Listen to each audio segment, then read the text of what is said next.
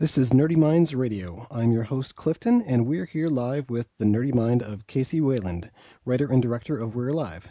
Thank you so much for joining us, Casey. Hey, thanks, Clifton. Thanks for having me on. This is great. I definitely appreciate it. I discovered We're Live about this time last year, and I'm a big fan of the podcast. Could you tell our listeners who might not be familiar with the show just a little bit about it?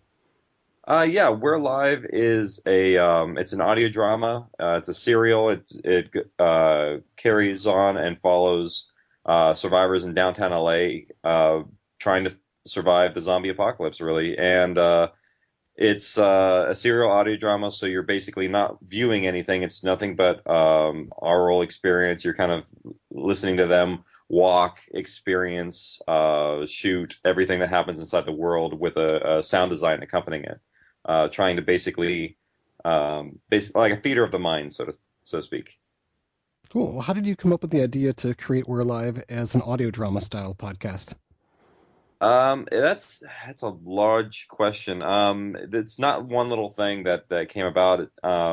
Back in the day, I did a lot of short films because my undergrad was with actually was at a film school, and I did a lot of sound design for like 16 millimeter films that we didn't record any sound for, and I just loved the freedom of being able to create soundscapes from nothing, and that was so much fun to me. And then I worked a little bit into some animation stuff as well, and did some vocal recordings for artists for that to match the animation stuff. And I just loved just the control and freedom that you have in a recording studio versus being on set with somebody. You can actually get like better results that way. It seemed like so all these little things just kind of came together, and just being able to tell this medium and do anything you want and also distribute it via podcast. Just like all the pieces just fit perfectly together.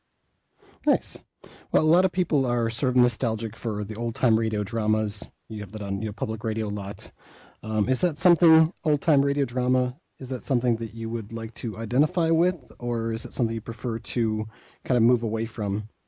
It's a little bit of both. It's like if someone was to watch an old sitcom from the 50s kind of thing. There's a lot of throwbacks and campy stuff that they used to do back then, that I try not to do as much with ours. Like they very heavy narration and things like that. I try and pull away from. Whereas a lot of the old ones really had, some of them had a lot of narration.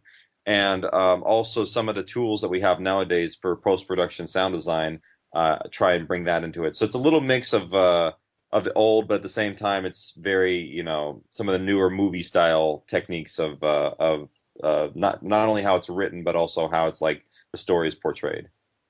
So, what is it you do with the We're Live podcast?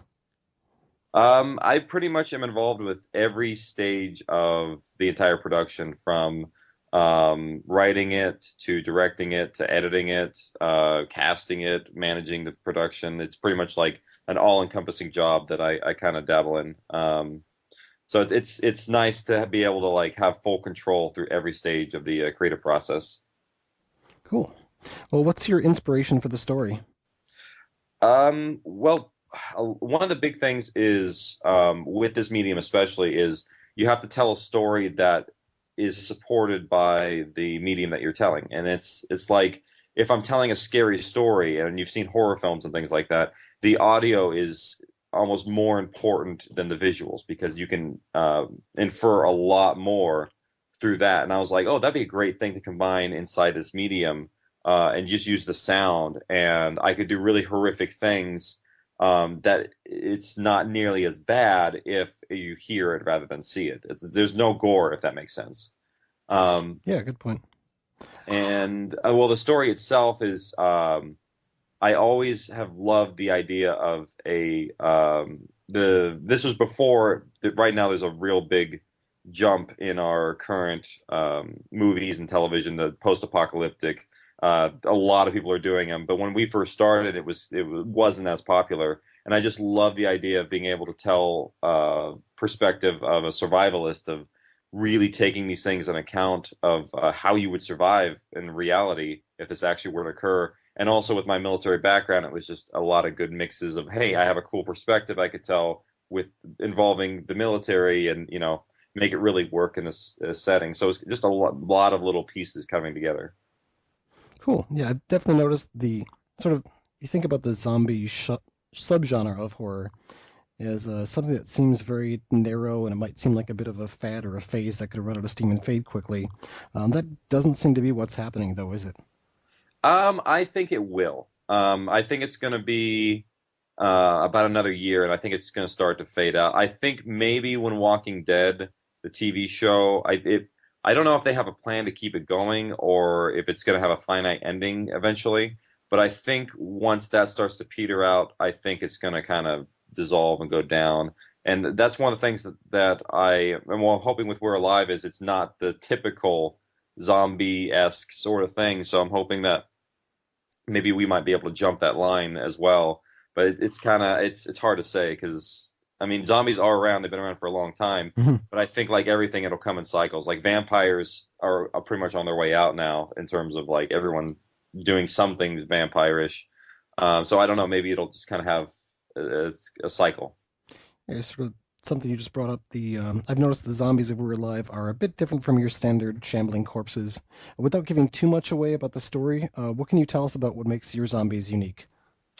One of the things that I wanted to do with the zombies is I didn't want them to be just an idle threat. Like the shufflers, I don't see as any sort of danger. I think that you could be very outsmart them, and I didn't also like the old-fashioned zombies of like reanimating corpses because I'm a big sciencey kind of nerd, and I look at the ones where it's like they have no muscles in their legs and yet they're still walking, and I'm like, that's not Hmm. physically possible. So that stuff like that drives me nuts about a lot of the old styles of zombies, and also I think that all in all, the more dangerous you can make your antagonists, I think the better the story will be, and also it'll be able to put your characters in more danger. And I think that's all about making the arcs and the hills and valleys and pits that they have to overcome even deeper. Cool. Well, I'm curious about your writing process. Do you do all the writing yourself, or do you have a team of writers? I used to. It's kind of multifaceted. The first season, it was me, and I brought in another writer to fill in and like try and write some of the chapters. But I was realizing that a lot of the voices of the characters would get lost sometimes when you have another person write it. So I ended up just doing all the writing myself from there. I think it was only like two chapters that she ended up writing. But then I realized that, hey, I want to do this. My goal through the series is to become a writer. So I think that that's why I kind of was like, let's do this all myself for the writing portion. And also, I can be pretty consistent with my plants and payoffs in the series because sometimes you can put something in and have an intention later and really almost not know it. That's happened a couple times. I was gonna say, but in terms of just the writing process, um, just the bare bones of how it's done is it goes from outline, and I discuss the outline with I have two other producers, so I pitch them the ideas, and sometimes we'll go back and forth a little bit, but it all kind of bases off of one outline that I've written. And then I go through and we'll write the chapters and then just go through a lot of drafts and I'll have some other people proofread it and make some revisions. But yeah, that's pretty much the writing process of it.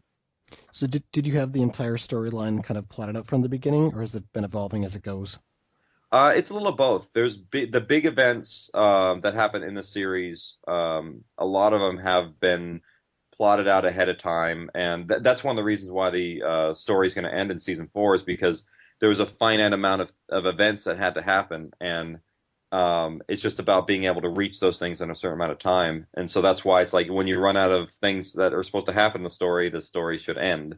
So that's where the original outline came from. And there's been a lot of revisions and a lot of lifts and shifts, especially with some of the different characters. Like there were some characters that lasted longer than they were supposed to, and some characters that were intended to be bigger that actually weren't. So it all depends on the producing side of it, because sometimes you learn some things and lift and shift around. Like say for instance, we had one character who was going to be gone for a vacation, so I just moved some storyline from one portion to another portion and things like that. So it's kind of like it's got to be a little adaptive and flexible to be able to be produced. Yeah, I could definitely see that.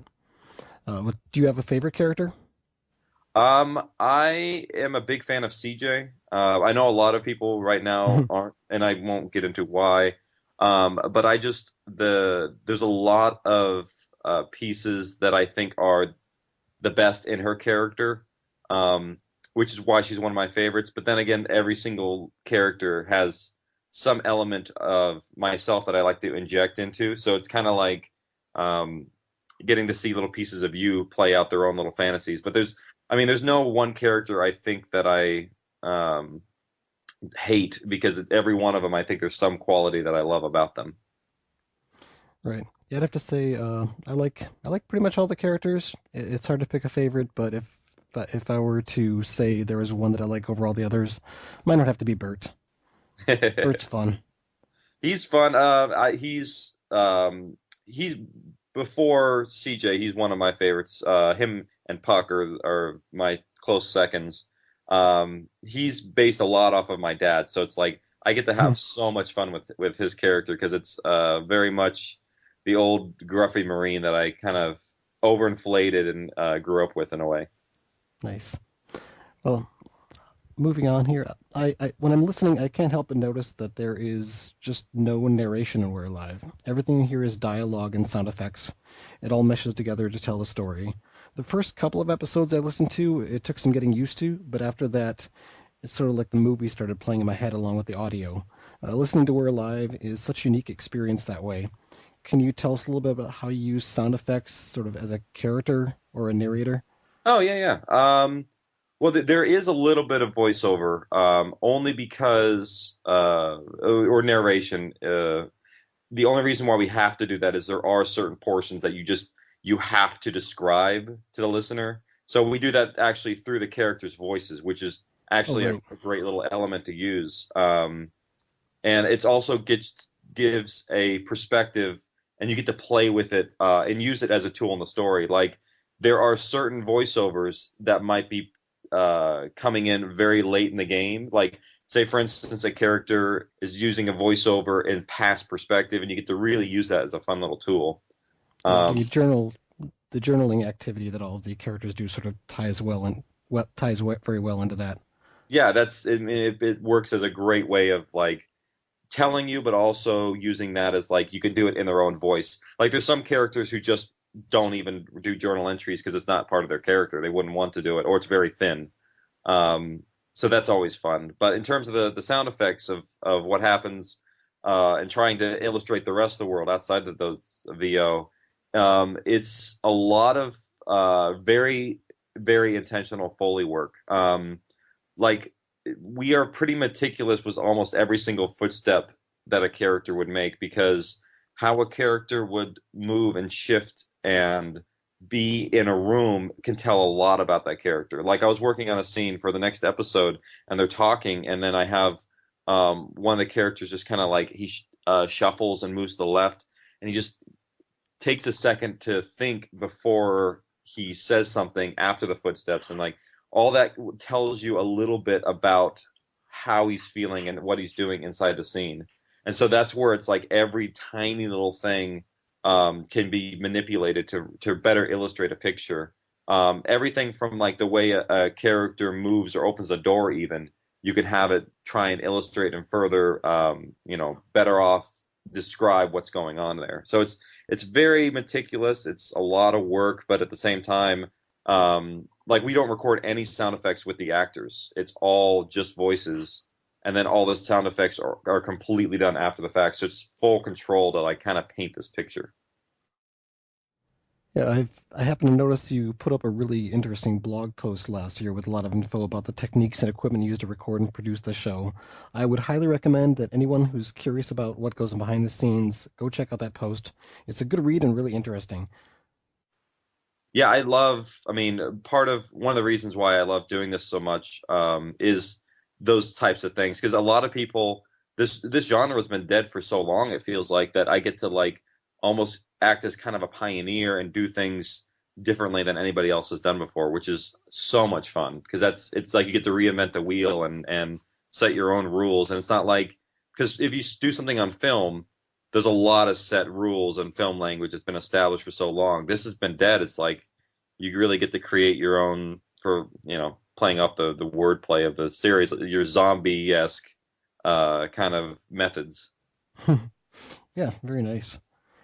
So you enjoy that freedom then of sort of being able to almost redefine the genre of media, so to speak. Oh yeah, because no one gets to tell you what to do in terms of like you can't do that. It's like, what do you mean I can't do that? It's this is us. We can do whatever we want, and it really there's some things in the series we've gotten to do, and I like some of the voiceover stuff. Like there was a scene, I think it was multiple scenes last season when we actually were going through and we had multiple characters describing something at the same time in two different places to tell the backstory of Kalani, and it worked out really well to just put all these elements and be able to bounce back and forth through multiple things happening at the same time. So really, there's like three scenes happening at the same time, and you get to bounce out of each one. And I love just kind of playing with that stuff. And there was another portion that we had where you're in the room with a killer, and you get to hear him move and do things in the scene, and you're right there with him, but you don't know who it is. Right. Yeah, that's not something you could do anywhere near as easily with the visual media. Yeah, it's you get there's some really cool tools you get to play inside there, and it's or techniques, and it's kind of fun to play inside a new genre. All right. Well, I still had a couple more questions about you about the process of creating the show. How do you go about getting or creating your sound effects? A lot of it, well, it depends on the sound effects. Like the gunshots, a lot of those are from our stock sound effects libraries. We have licenses with a lot of different publishers, and we just buy sound effects packs. I've been collecting them for years, and it's nice to be able to like just jump in and be like, oh, I need an M16. There it is. Hmm. But most of those are very much like you can't like I cannot record those sounds on my own, Right. or if I can, it's very difficult. Um, and then most everything that a character interacts with and touches in this scene, like if a character ever touches anything, well, besides a gun, we do a lot of that stuff fully, where it's like we'll listen to the characters and perform the actions with them in front of a microphone to better illustrate. Like the way that someone's writing on a piece of paper or something is different for each person, so we have to like re-record it inside of our Foley stage, or sometimes depending on where I am, like I'll be editing at my desk, and I'll have a microphone there, and it's like, oh, okay, well they're inside in a room, and she's writing on a piece of paper. I can just do this at my desk, and sometimes I'll do it there. Hmm. Um, and then there's some things where it's like we have the characters went to like a gas mask at one point, and a lot of those really cool scenes where we actually put a speaker inside of a mask and then taped it up and then re-recorded the microphone outside of it and then mixed between the two to like make sure that you knew that they're in a mask, but at the same time everything is perfectly clear. Um, and when we recorded in the water, we actually put characters in the water tank, and so stuff like that. We really get to play and do so many neat little things in terms of just like Foley that you'd never get a chance to do otherwise. You Let me get just ask real quick. I'm familiar with the term Foley, but not all the listeners might be. What does Foley mean?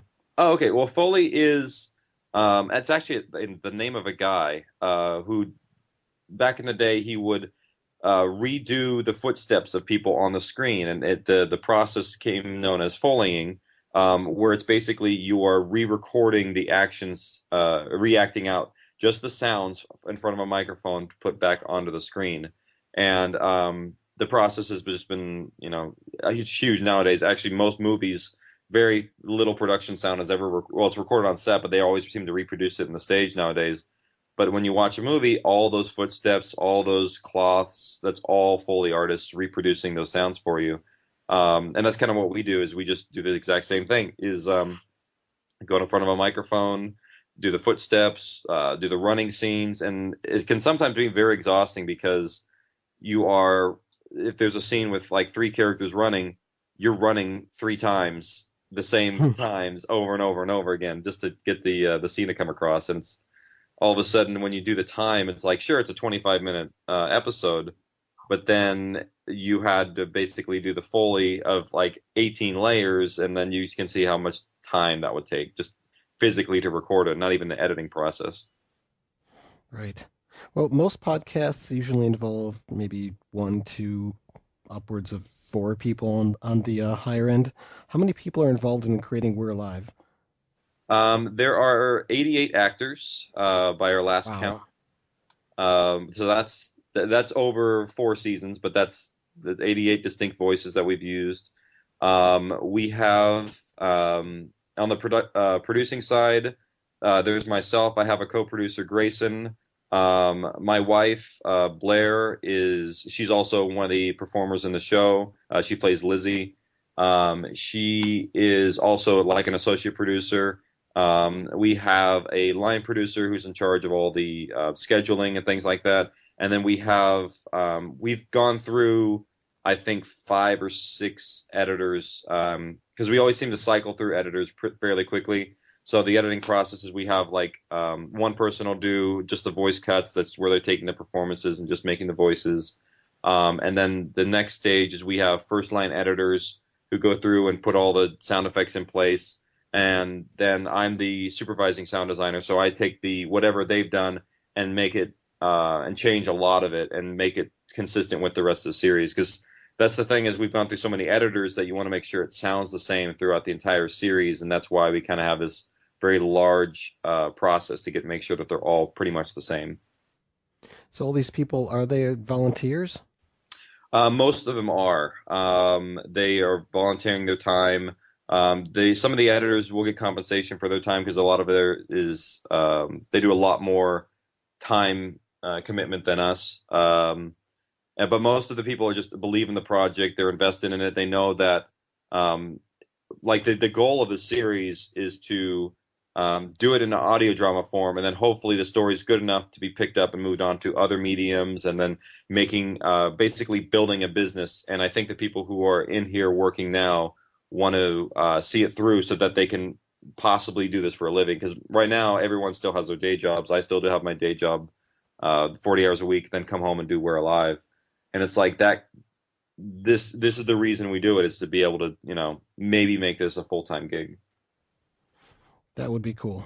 I'd like to see it move to other elements, but then again, too, I really enjoy it in its current format. But it seems like you've got a really talented and devoted crew. What's it like keeping everyone working together for the show? Um, sometimes it's really easy and really good, and other times it's like herding cats. It's just hard to keep everybody together. I mean, our we've been doing this for 5 years, and a lot happens in people's lives in 5 years. Some people that were part of the crew are no longer with us. So it's like there's a lot of transitions of those. Some of the actors have moved away, but we still use them and record with them. So it's just the process was almost simple at first, and then 5 years down the road, it's become a really complicated beast to work. And then sometimes actors get sick, and so you have to like postpone their scheduling, and then because we record or try to record most of the actors at the same time, and then sometimes you have to record the same scene like 3 times at different intervals with different people, and it's like, oh, now you got to get them to make the match together, and so it can get really complicated scheduling just because everyone goes through life, and because if this was a big production, like if we had Warner Brothers backing us, it'd be a lot easier because we'd have more funds to work with. But because a lot of these people are volunteering their time, it's that you have to overcome and deal with people's schedules and make it work so you can get the best product out in the end. So We're Live is in its fourth and final season. You kind of touched on a little bit, but overall, what's next for We're Live or Wayland Productions? We're Live. It's going to end next July, and our series finale I think is set for July 12th. So it's just around the corner. And then after that, I have another story lined up that I've been kind of working on the side for a long time, and I worked on it actually before We're Alive, and I want to basically revamp and redo it after this is pretty much over. But I don't know if it's going to be audio drama. I don't know if we may do some novellas. We actually were working on a Bert book, specifically Bert's backstory and everything that involved him. We were working on that a little while back, so hopefully we'll have that done after the series is over. And Nice. yeah, so we got a lot of different ideas of. I have a lot of stories to tell, and I'm just looking to be able to find a way to do that full time, and make it. The thing is, I have a great story that's lined up next. Does it work perfectly for audio drama? I've debated it back and forth whether I should do that or book form. It's just, it's just the ideas are there. It's just how to, what medium to tell them is kind of the next deciding factor. All right. Well, could you please tell our listeners how they can find We're Alive? Sure. We're Live is located at www.zombiepodcast.com. There's a little listen tab there. You can listen to every episode for free and download. There's some of them have commercials in them because that's how we pay for the series.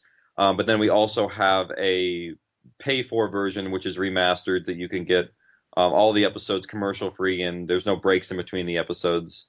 So it's all located on the website. You can buy the CD form if you really want to have it in your car, or you just stream it right to your podcast or I'm sorry, your phone or Android device.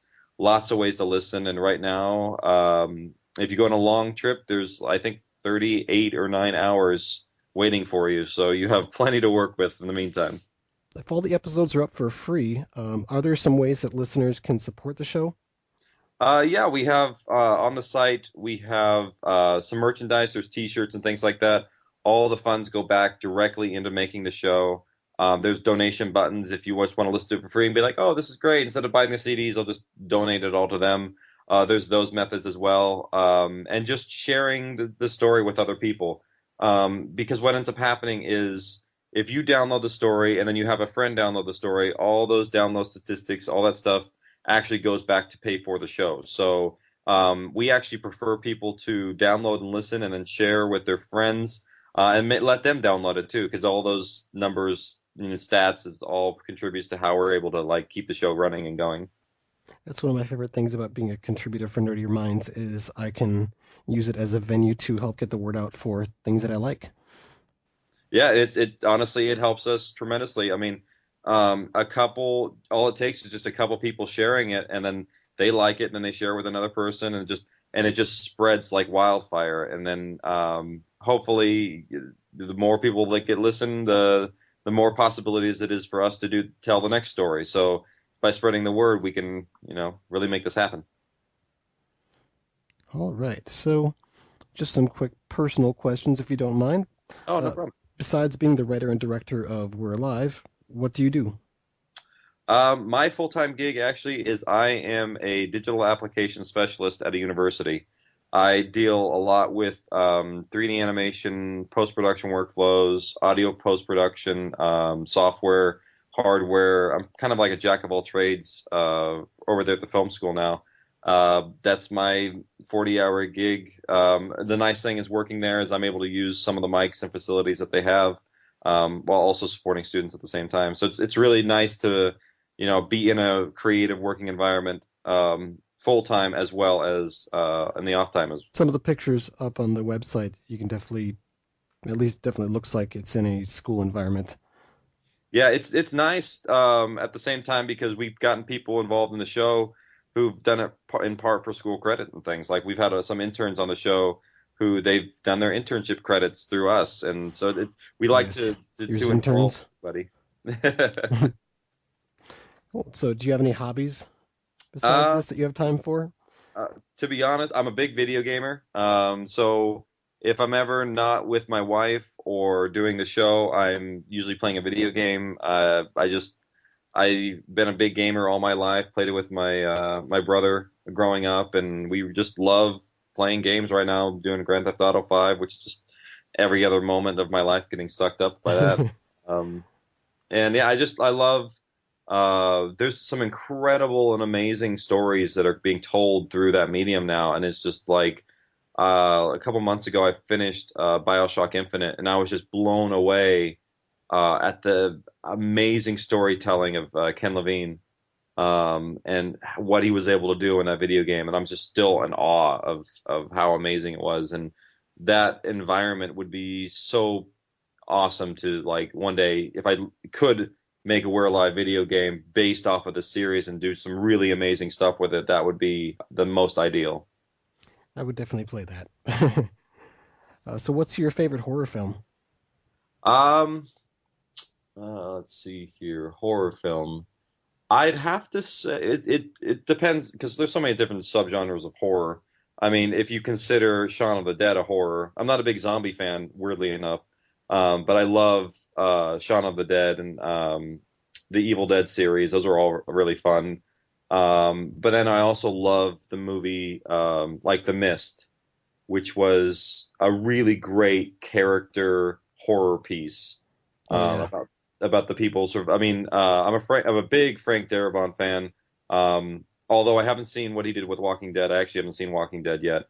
Um, and I just loved Shawshank Redemption and The Green Mile and what he did with The Mist. And it's like just amazing talents of that guy, and it really like him doing a horror just really worked well.